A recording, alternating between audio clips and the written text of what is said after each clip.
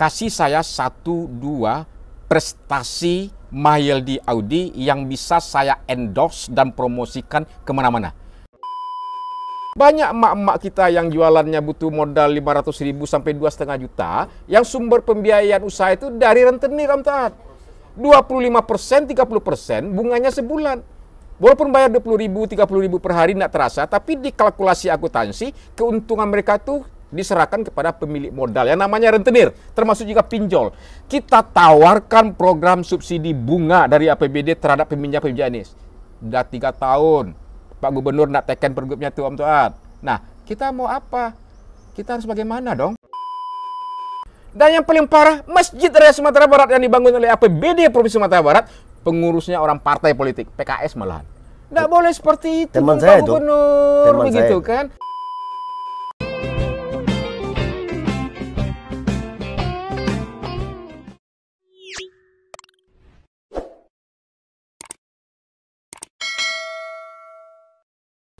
Assalamualaikum warahmatullahi wabarakatuh. Kembali hadir ngopi Toat, ngobrol pintar bareng Toat. Bersama sore ini setelah lama hilang dari peredaran karena kesibukan saya juga. Saya ini kan host terkenal ini di dunia TikTok atau di snack video maupun di WA Group. Saya hadir sore ini bersama tokoh yang tak asing lagi, dan beliau ini sudah merupakan sahabat karib saya, sama-sama pernah berjuang di dunia jurnalistik, Pak Hidayat. Walaupun dia kawan, tapi saya tetap panggil dia Pak Bos, Pak Hidayat, karena dia juga bos saya dulu di media. Dan memang levelnya selalu di atas saya terus. Payah saya ngejar karirnya itu, mengikikan dia saya payah. Dengan Pak Hidayat ini seorang wakil rakyat DPRD Sumatera Barat 2 periode ya Pak Dayat? Ya, Om Toat. 2 periode. Selamat siang Pak Dayat. Sore Pak Dayat. Sore, Om. Sehat ya? Sehat. Dan Pak Dayat ini terkenal juga sebagai hostnya Kopi Pahit. Dan ini sebenarnya host sama host ketemu ini. Ilmunya yang beda. DPRD sebagai ketua fraksi Gerindra. Partai Gerindra DPRD Sumatera Barat. Dan semua orang yang tahu dengan kancah perpolitikan dan pemerintahan di Sumatera Barat pasti tahu dengan nama Pak Dayat. Selalu banyak literasi yang bisa menghubungkan apa saja terkait Sumatera Barat tentang Pak Dayat ini. Kami juga satu grup di WhatsApp, grup Ebat Top 100 namanya, dan itu sering memicu adrenalin para orang yang di ring pistonnya kekuasaan. Tapi ini hanya sebagai referensi saja, sebagai adu argumentasi kita. Dan topik hari ini, sore ini, kita ambil angkat Mahyeldi, siapa lawannya. Oh. Berat nih Om ya? Ya berat. Karena saya melihat Pak Dayat ini terlalu semangat kalau berbicara tentang Mahyeldi, Gubernur Sumatera Barat 1 periode, dan seakan-akan mulus untuk menuju 2 periode. Dan Pak Dayat ini jadi batu sandungan untuk mewujudkan impian seorang Mahyeldi itu. Wow. Karena argumentasi dan adu data dan fakta yang di DPRD itu yang membuat orang ngeri-ngeri sedap Pak Dayat. Oh gitu ya? Sebenarnya jujur Pak Dayat, setuju nggak Pak Gubernur ini bertahan sampai 2024? Oh setuju. Bertahan sampai 2024. Lalu? Ya, secara konstitusi, setelah itu diganti. Oh setelah itu ya? Jadi ya pertama gini Om Toat, satu kehormatan bisa di channel Ngopi Toat. Ini channel yang sangat menginspiratif, menginformatif, dan memotivasi ya. Nah ini Om Toat ini memang fenomenal, luar biasa. Seorang komisioner KI, Komisi Informasi Publik Provinsi Sumatera Barat. Banyak ini perangainya dan kepandaiannya. Jadi gini Om Toat, tidak sepenuhnya kita kan tidak pernah benci kepada orang. Nah, ketika seseorang itu memegang jabatan politik, tentu secara esensinya jabatan politik itu dikelola, dimanage sedemikian rupa dan dikonsolidasikan dengan kekuatan yang ada untuk kemaslahatan banyak orang, untuk tujuan menghebatkan daerahnya, mesejahterakan masyarakatnya, seperti itu begitu.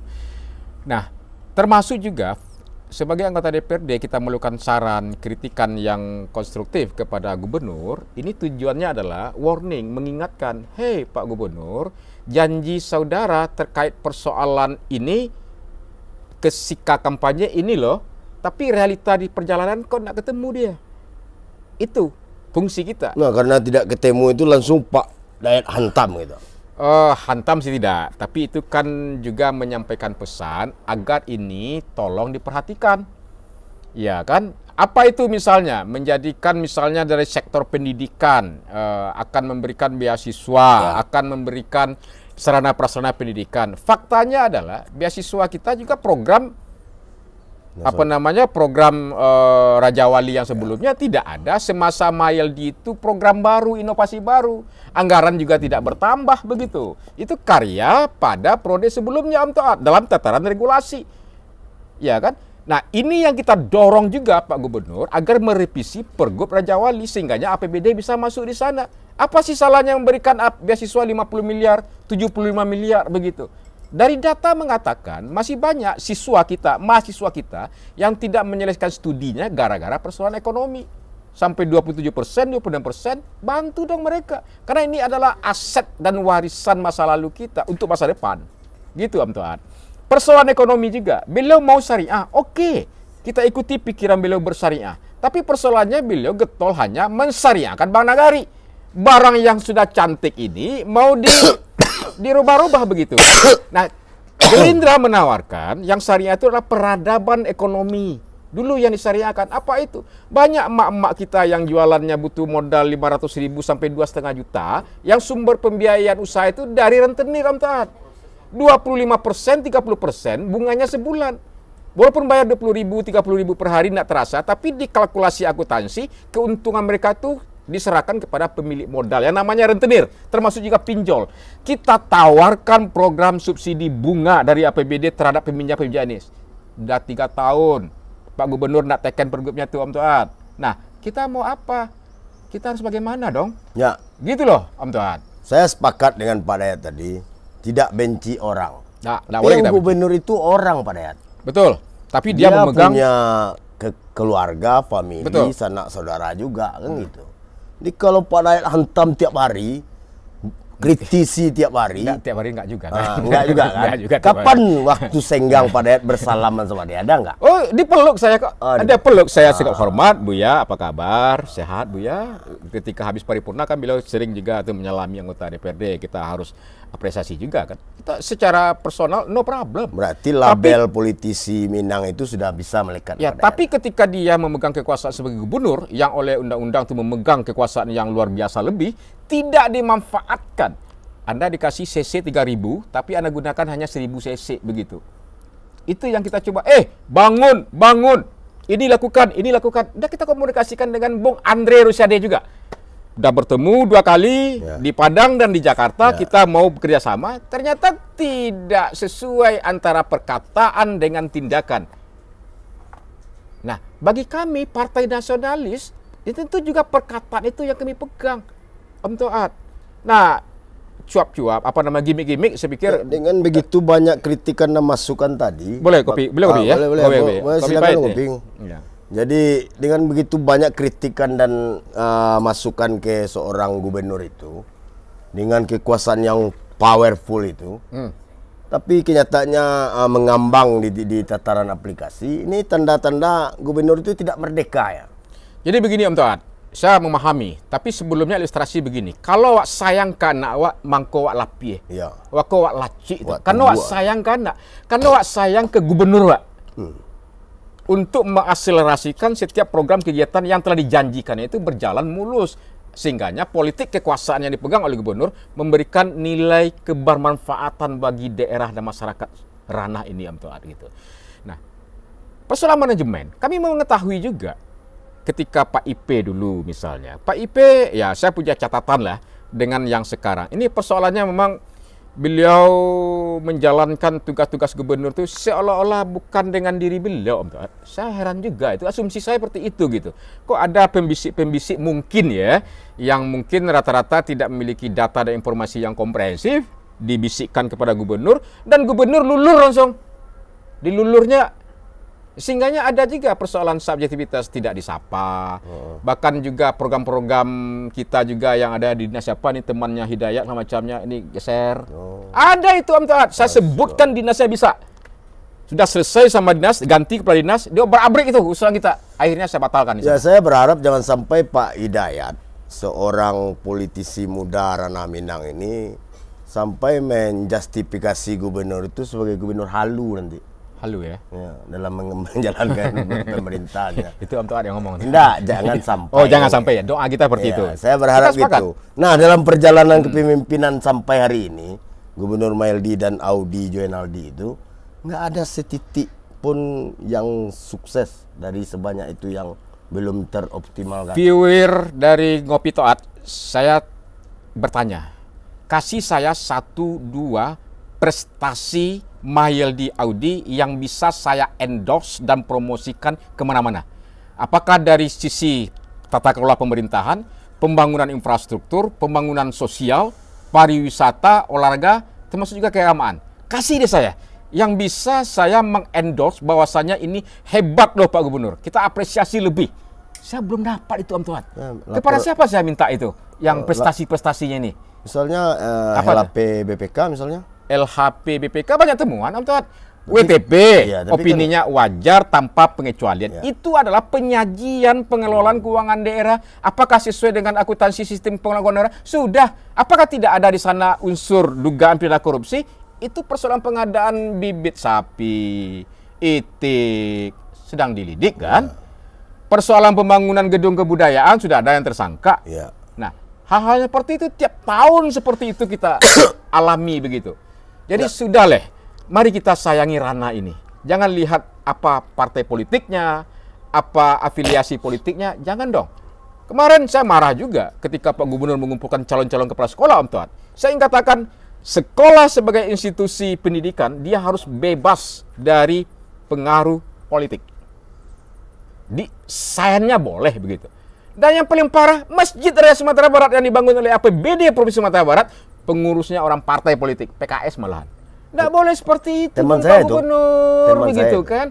Tolong dong, pengurus ini yang manajemennya transparan, rekrutmennya. Tidak harus ustadz seluruh pengurusnya, ya kan? Kita punya konsep, mengelola Masjid Raya bercita rasa haram dan nabawi, kebanggaan Sumatera Barat ABSBK-nya.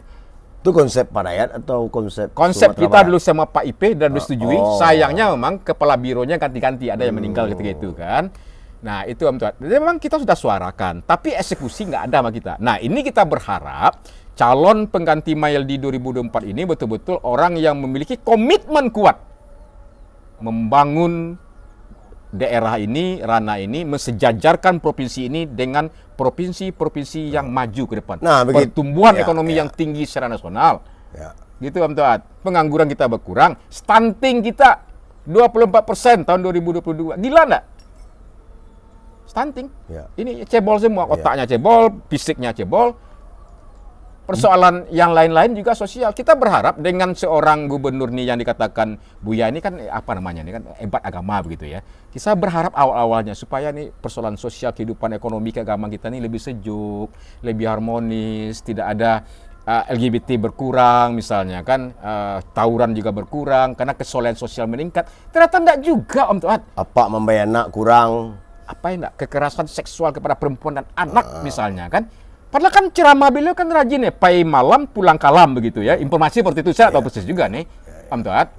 Tapi kan Om Tuat kan temannya Pak Gubernur kan? Oh iya, saya teman begitu kan, kasih bisik yang baik gitu sama Pak Gubernur kita. Bagaimanapun juga beliau itu adalah gubernur kita, Om Tuat. Jadi begitu resah dan gelisahnya Pak Dayat dengan kepemimpinan hari ini. Benar, kita harus memelihara kegelisahan itu ya. Akan Pak Dayat kawal terus supaya kembali ke Sidratul Mustaqim, ke jalan yang benar, memimpin Sumatera Barat yang rahmatan lil alamin. Tapi untuk setelah itu siapa yang Pak Dayat siapkan untuk menyaingi Maeldi ini? Kalau pertanyaannya siapa yang menyiapkan, tentu kapasitas seorang Hidayat hari ini adalah. Saya kira kapasitas Pak Hidayat adalah sebuah kekuatan yang punya suara, yang punya follower yang banyak. Saya harus lapor ketua DPD saya. Saya harus lapor ketua DPD namanya Bung Andre Rosiade. Iya, misalnya siapa saja yang bisa banyak Om Toat. men- Saya dari ini juga banyak, dari para tokoh rantau juga, dari kepolisian, dari juga dari angkatan, maksudnya tokoh-tokoh rantau yang memiliki kegelisahan terhadap kampung halamannya hari ini begitu. Nah, itu kenapa saya juga menginisiasi sama teman-teman untuk ramperda kebudayaan ya. Memang mental, revolusi mental ini kita harus mulai begitu.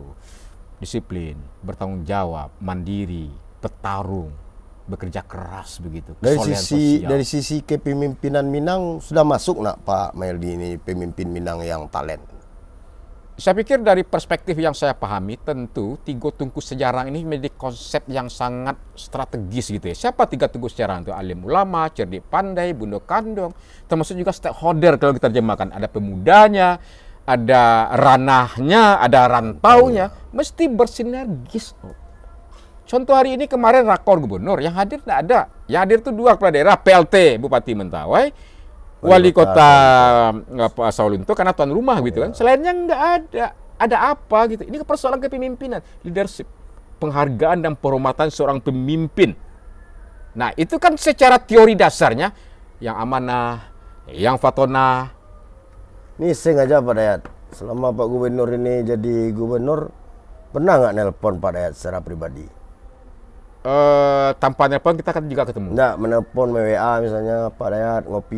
Dulu pernah dibalas kita ber-WA-WA. Oh, itu akrab gitu ya.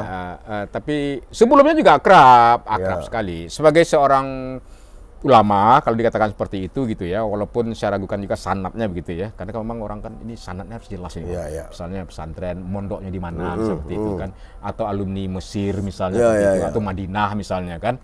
Ini pernyataan inilah orang yang keempat kali ngomong sama saya dalam ini mondok di mana? Ya, itu kan jelas sanadnya Ya, begitu. ya, Kok Om Tua ini jelas sanadnya. Dulu reporter, jurnalis, Ya, itu tentu pola pikirnya lebih objektif gitu ya. Tanpa terkonfirmasi, tanpa data, ini haram kalau diberitakan. Kan begitu? Nah, itu jelas sanadnya gitu. Kartu kan sudah wartawan utama kan. Udah. Nah, ini. Jadi gitu Om Tua. Iya, tapi kadang-kadang kan saya sebagai masyarakat awam, ketika Pak Dayat ngomong itu kadang-kadang miris juga saya. Ada apa dengan Hidayat dengan Maildi? No problem. Saya tidak pernah membenci orang. Saya tidak pernah membenci orang, tapi ketika kapasitasnya sebagai pejabat politik, pejabat publik, Anda punya tanggung jawab karena Anda menerima fasilitas negara, Anda tunaikan dong. Dan sesuai dengan peran kita, Om Toat. Kalau Hidayat bukan lagi anggota DPRD, kita juga tidak akan bicara seperti ini. Kita serahkan kepada wakil rakyat kita yang ada di DPRD. Suarakan ini dong. Kan begitu. Ada ilmu baru saya dapat Pak Dayat. Oh ya. Ketika Pak Dayat punya jagoan, taruhlah saya aja yang menjagokannya. Bung Andre Rosiade misalnya, calon gubernur Sumatera Barat 2024 nanti. Dengan kekuatan hipnotis Pak Maildi 4 tahun lamanya dia mengutus publik. Publiknya bukan Pak Dayat ya. Pak Dayat ini elit misalnya. Pak itu elit, saya elit. Nah, yang masyarakat yang kecil-kecil di bawah ini kan dihipnotis nih. Dengan cara, dengan gaya, kepemimpinan Pak Maildi yang umara, pemimpin yang ulama dan pemimpin pemerintahan gitu kan. Bisa ngomong di sekian ribu jemaah gitu kan. Itu kan hipnotisnya berjalan terus. Sementara Pak Dayat atau saya mengusulkan Andre Rosiade baru bisa menghipnotis itu mungkin setahun lah full dalam bentuk calon gubernur misalnya. Apakah mampu menghilangkan hipnotis yang lama itu? Bagi kita bukan persoalan mampu atau tidak mampu, tapi juga Gerindra memiliki misi memberikan edukasi politik yang modern lah ya, edukasi politik. Ketika Anda memilih seseorang itu berdasarkan hanya dia seperti terlihat sederhana, terlihat dia santun, suka menyalami, suka tidur di rumah rakyat miskin misalnya seperti itu adalah, saya pikir itu bukan kerja gubernur.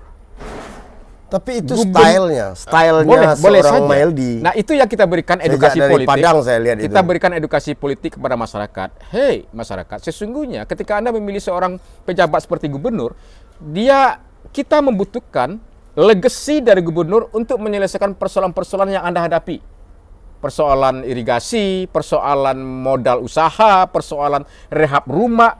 Tidak cukup hanya dengan bermanis-manis, senyum, terlihat sederhana. Itu masa lalu.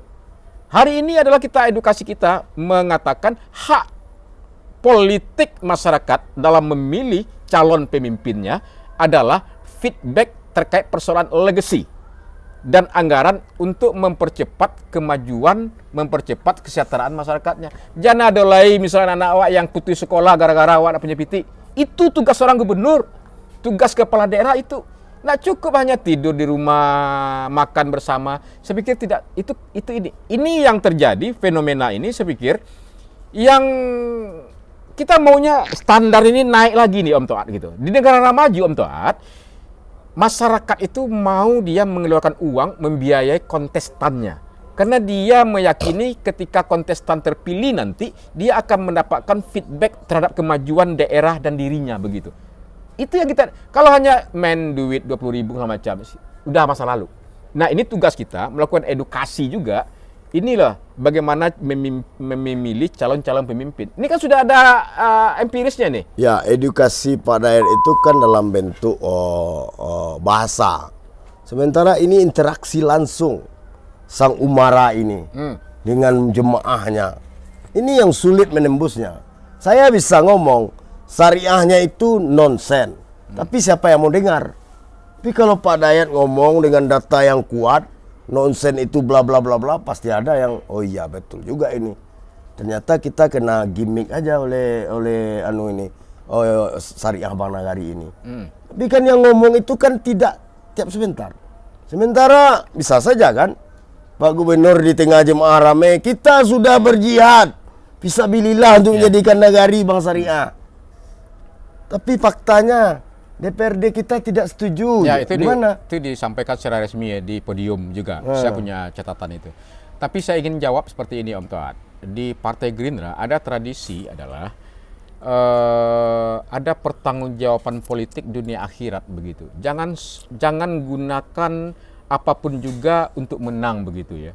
Apalagi ini ada pertanggungjawaban dunia akhirat. Apalagi dengan bodoh-bodoh di masyarakat atau hal-hal yang seperti itu gitu. Kelemahan bukan juga bagi yang modern mungkin kelebihannya.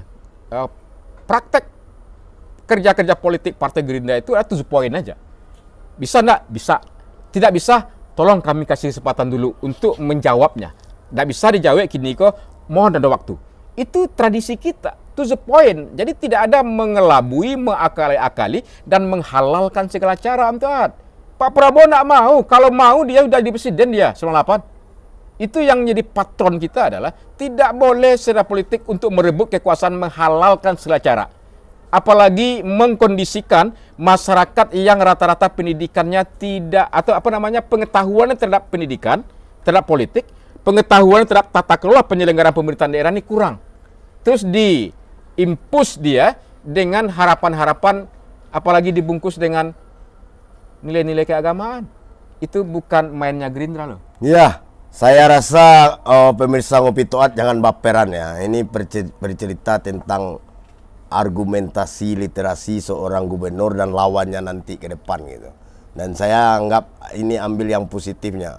Jangan sampai setelah Ngopi Toat ini ributnya berkepanjangan nanti. Nggak enak kita pro kontranya. Yang jelas 2024 Pak Dayat akan selalu kawal itu pemerintahan Sumatera Barat yang dipimpin oleh Mahyeldi. Tapi setelah pilkada di 2024 juga, pilkada 2024, maka Pak Dayat punya calon. Siapa itu? Jadi begini, ketua partai itu memang didesain dia menjadi itu ketua Partai Gerindra. Ya, ketua partai ya. Tidak secara normatif begitu ya. Normatif. Ketua-ketua partai itu dia harus maju dalam kontestasi eksekutif begitu. Untuk apa? Agar dia membumikan ideologi, manifesto perjuangan partai, platform perjuangan partai ketika dia punya kuasa, legacy. Nah, gubernur misalnya. Nah, ketua kami, Bapak Haji Andre Rosiade, saya menangkap secara emosi begitu ya. Dia akan mau apabila itu diperintahkan partai, berbeda kasusnya ketika dia berkeinginan secara personal. Saya merasakan bisa mengasumsikan, dia tidak ingin dong Om jadi gubernur. Berbeda kasusnya sebagai kader partai, patriot partai. Hei, saudara Andre, kata Pak Prabowo, saudara saya perintahkan untuk menjadi calon gubernur Sumatera Barat 2024. Andre bersama struktur partai tidak ada alasan untuk menolak. Karena memang kajiannya sudah ada. Tapi kalau personal, saya punya asumsi hari ini tidak ada keinginan Pak Andre. Tidak begitulah nafsu banget. Tapi gitu. teriakan kader Gerindra, loyalis Gerindra kan ketika Pak Andre itu datang kan selalu Gubernur Sumbar 2004. Ya, itu dalam rangka pesan ini hendaknya sampai kepada DPP partai. Suatu ketika Pak Andre itu masih ini, perintah Pak Prabowo, move ini barang.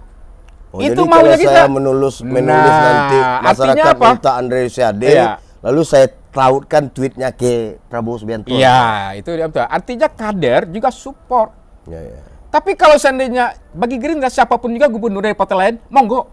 Sejauh Anda bisa menghebatkan ranah ini dengan baik. Ya, tapi apalagi Pak Dayat, dari beberapa kali survei yang saya baca hasilnya, Gerindra di Sumbar masih leading. Pastilah. Gubernurnya itu Pak Andre. Kita bekerja dong. Itu apa resepnya tuh? Ya, kita akan bekerja terus sesuai dengan peranan. Karena mengkritik Pak Meldi terus naik popularitasnya. Mengkritik kan karena bukan karena tidak sayang, karena kita sayang. Justru orang yang diam-diam saja, partai yang lain misalnya seperti itu kan, diam saja, saya pikir kita ragukan ini. Sayang enggak kepada Pak Gubernurnya, sayang enggak kepada daerahnya begitu. Dalam konteks itu, Om. Nah, ada benang merahnya, guys. Kritik itu tanda sayang ke Gubernur Sumatera Barat. Luar biasa Pak Dayat nih. Saya rasa 3 periode, 4 periode harus di DPRD Sumbar. Kita pertahankan terus. Untuk umat. Untuk umat. Yang penting 2024 Pilkada, Pak Dayat punya calon dan calon itu sedang disiapkan dan itu tidak asing lagi bagi kita semua publik Sumatera Barat. Tunggu saja tanggal mainnya. Maildi akan melawan Andre Rosiade. Setuju tidak tuh? Prabowo Presiden, Andre Gubernur Sumbar. Maka Sumatera Barat akan gegap gempita. Ya, gimana caranya? Dengan pembangunan APBN, Om, dari APBN. Iya, hari ini saya katakan juga DAK kita dari APBN itu mengucut terus karena kalau dalam komunikasi dan kalkulasi loginya kita kurang. belajar dari hasil survei terakhir, itu kan Prabowo sudah presiden. Ya. Itu otomatis gubernurnya Pak Andre. Itu calon baru kan bertarungnya Pak Meldi kan ya. Kan? Kalau ada restu dukungan Pak Prabowo, apa ya enggak? Semua kan. Tenang aja nanti kita mainkan sama Bung Tunggu Andre. saja tanggal mainnya. Lawan berat Pak Meldi itu adalah Andre Rosiade. Salam mengopi taat. Bila taufiq hidayah. Assalamualaikum warahmatullahi wabarakatuh. Waalaikumsalam. Thank you, Pak Dayat. Sip.